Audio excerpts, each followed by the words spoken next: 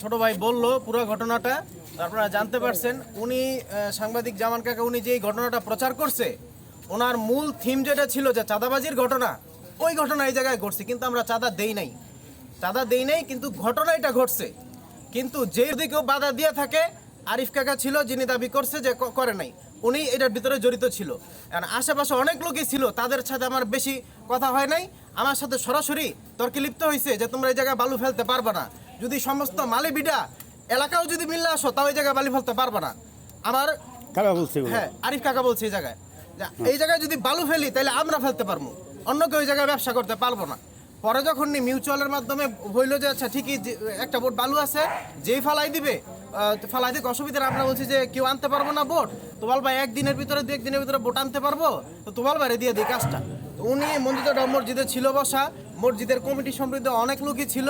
তো আরিফ কাকা কইছে যে যদি তোবাল আমাদের সারা জায়গায় তোবাল বালু ফালায়, তোবালটা বালুর ভিতরে গেলাম, মানে আমাদের তাইলে আমাদের বালুর সাথে আর কে কে ছিল? উনি মঞ্জুরা ছিল না, মানে কথার ভিতরে উনি মঞ্জুরা বাধা দিচ্ছে যে তুমি এই কথা কইতে যাও কি লিগা। তুমি তো বললা আরো অনেকে ছিল, আর কে কে ছিল? ওনাদের নাম আমি স্পষ্ট করে বলতে পারি না, ওনারা আমার সাথে আসে নাই, তর্ক করে নাই, এই জন্য আমি ওনাদের কথা বলতে পারবো না। উনি আমাদের সাথে ছিল, সরাসরি বলছে যে তুমি এই জায়গায় বালু ফালাইতে পারবা না, অন্য কেউ বলে না এই কথা। চাঁদা চাওয়ার বিষয়টা কি সত্য কিনা না হ্যাঁ, মিথ্যা? অবশ্যই সত্য। আমরা তো দেখলাম যে আবার মিথ্যা একটা সংবাদ সম্মেলন হলো। আসলে সংবাদ সম্মেলন বলতে এখানে এমন কোনো ঘটনা ঘটে না, তারা বলল ঘটনা ঘটছে, কিন্তু যাদের অভিযুক্ত করা হয়েছে সবাই সন্তুষ্ট। থানায় অভিযোগ করেছো? না, আমরা আমাদের যেহেতু সামাজিক একটা মসজিদের সভাপতি এবং উনি এলাকায় বিএনপির প্রতিনিধিত্ব করে, এবং ওনার কোন দল থেকে যেহেতু দল থেকে উনি চাইছে একটা সমঝোতা করতে, যে আমার এখানে যে চাঁদাবাদি যাতে না হয় আমি দলীয় ভিত্তিতে একটা সমঝোতা করব। তো ওই প্রেক্ষিতে উনি 15 তারিখ পর্যন্ত সময় নেওয়া হয়েছে।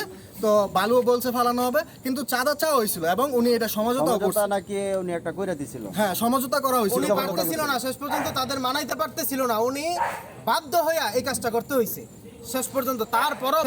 তারপরও মনে করেন যে আমাদের এই জায়গায় বালু পড়ে নাই। বালু না পড়ার কারণে আমাদের মনে করেন যে বলা হয়েছে যে তাদের যে বালু ফেলাবে তার গেড়ে ফেলা হবে, তোয়াল যদি বালু ফেলায় তোয়ালের বালুর ভিতরে গেড়ে ফেলা হবে। কামতালের, তারপরে মালিভিটার, তারপর জাঙ্গালের সবার সাথে কথা বলা হয়েছে। তো বেশিরভাগ মানুষ আমাদের রেট দিয়েছে 7.5 টাকা, 7 টাকা এরকম।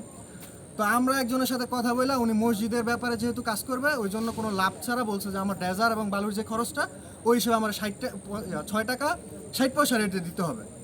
তো এই হিসাবে আমরা ডেজার আনাই এবং মসজিদের জায়গায় বালু ফালা, মসজিদের জায়গার পাশাপাশি যারা মসজিদের মোতাওয়ালি বা মসজিদের জায়গা দান করেছে ওদের জায়গাও আছে, ওদের জায়গা 15 শতাংশ, মসজিদের জায়গা 5 শতাংশ। তো এই মিলায় মোট 20 শতাংশ জায়গার মধ্যে বালু পড়বে। তো ওই হিসাবে আমরা ডেজার আনানোর পরে এখানে বালুর কাজ যখন শুরু করবে তখন কিছু লোক এখানে আসে। তো ওরা অনেকে লোক আসার পরে ওরা বিএনপির পরিচয় দিতেছে। তো আমার যারা মসজিদের সভাপতি সহসভাপতি সহ আছে উনিও বিএনপির নামধারী বাধা আসছে। এই যে উনি যেখানে বসছিল 3 জন তো এই জায়গায় বসা, মঞ্জুজা ঠা আর ওই যে মাসুম কাকা, উনি আমাদের সম্পর্কে কি হয় জানি না।